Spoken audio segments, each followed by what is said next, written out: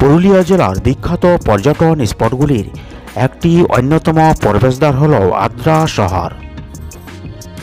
আদ্রা শহরটি ভারতের বিভিন্ন সংস্কৃতির মিশ্রণের প্রতিনিধিত্ব করে।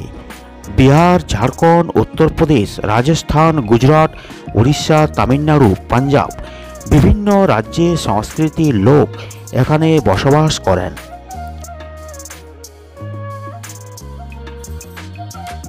রঘুনাথপুর এবং কাশীপুর শহরের মধ্যখানে ভারতীয় রেলওয়ের দক্ষিণ পূর্ব রেলওয়ে জোনের আদ্রা বিভাগ।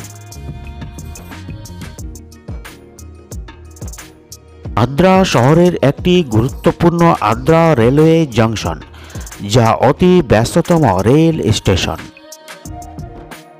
আসানসোল টাটানগর খড়গপুর লাইন, আদ্রা গোমাহ লাইন এবং আদ্রা বাঁকুড়া লাইনের মতো গুরুত্বপূর্ণ রেল পরিষেবা পরিচালিত হয়।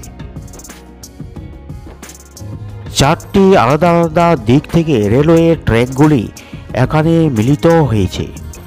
সমস্ত দিনরাত্রি ধরে প্রচুর পরিমাণে যাত্রী এবং মালবাহী ট্রেন চলাচলে ব্যস্ততম রেল স্টেশন।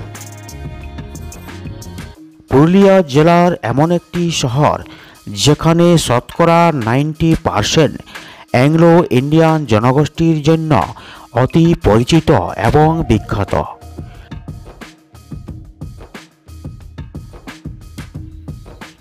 রাজার শহর কাশীপুর থেকে মাত্র 2 থেকে 3 কিলোমিটার দূরত্বে আদ্রা শহরটি অবস্থিত।